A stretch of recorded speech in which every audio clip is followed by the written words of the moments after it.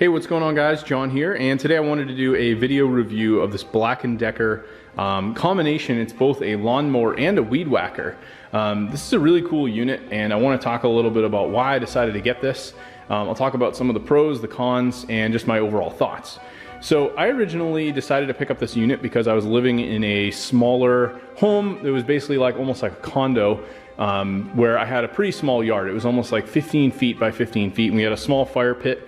So I had some work where I needed the ability to have something where I needed the weed whacker, but at the same time I needed the ability to actually cut the lawn as well. But it wasn't a huge lawn where I needed to be like extensively going all over the place, doing really far distances.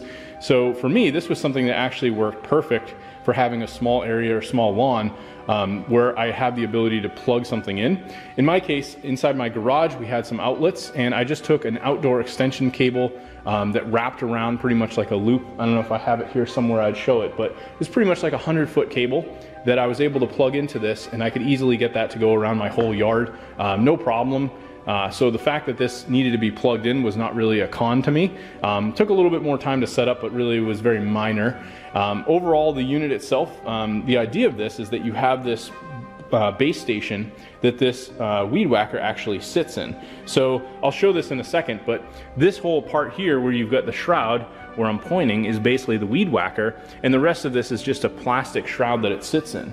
So normally if you were to go out and try to cut your lawn with the weed whacker, obviously you're going to be all over the place, you're not going to get even cuts, but this allows you to put this into this piece, and this black part, which you can kick up with your foot, will actually latch into the back of the weed whacker portion and keep this stabilized. The other cool thing with this is you can change the settings, which you can actually see here. There's settings where you can lower and raise this. So if you want to change the height of how you're actually going about cutting the grass, you have that option. This has 4 pretty sturdy plastic wheels.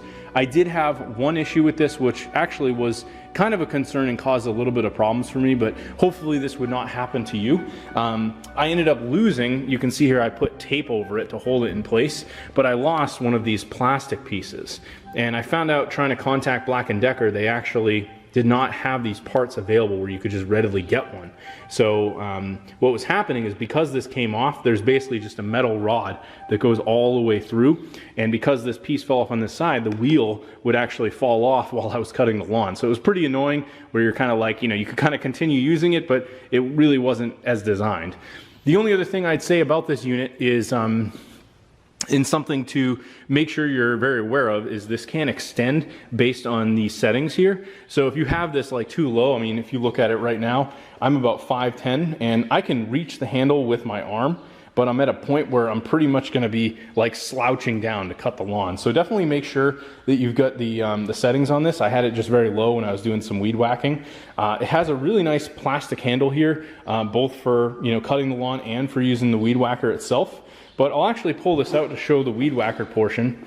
Pretty much you just hit this down, that piece releases, and then this comes up. And you can see there's 2 plastic pieces there on the left and the right that hook this in alongside this piece that hooks into that. So it's pretty easy to take this in and out of the unit, and then really all that you're using to cut the grass is this string here that will spin. The unit itself actually is I would say fairly loud for an electrical unit, but works extremely well. I never had any issues hitting like really big weeds. As you can see, I've used the unit quite a bit. The weed whacker itself is very, very light, so it's actually pretty fun to use. It doesn't feel like you're carrying something that's like really, really heavy. If you had to go do a bunch of work where you're going to be utilizing this, you're not going to have any problems feeling like you're exhausted because the unit's like just feeling extremely heavy, right?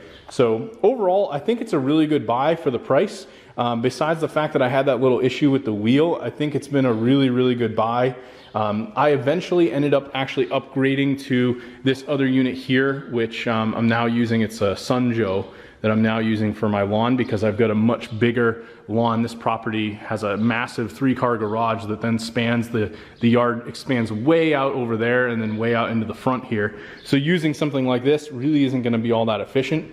And I would say something to keep in mind is that if you're going to be in a situation where you're going to need to use this weed whacker and maybe you've got to get to weeds, like in my case I have a fence that's back there, it's probably like 50 feet away.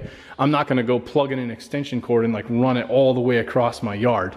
But if you have a really small yard and and you really don't need to go all that far, or maybe there's a specific area in your yard where you don't need to go that far, just go grab a 100-foot cable, get it on a roller, and have that readily available so you can plug it in. You could potentially even just plug it in inside your house because the cable will be long enough, and you could save a lot of money picking this up versus something that's going to be $200-300, or going and buying a gas unit that you have to maintain and deal with all the time. So overall, really love the unit. I'd say it's a good buy depending on your situation. So if you guys enjoyed this review, you found this helpful, I'm actually going to leave a link below where you can pick this up on Amazon. And if you decide to do that, I'll earn a small commission and you guys will pay the same, but it'll help me out. So I definitely appreciate that. Thanks for watching, and I hope you found this helpful.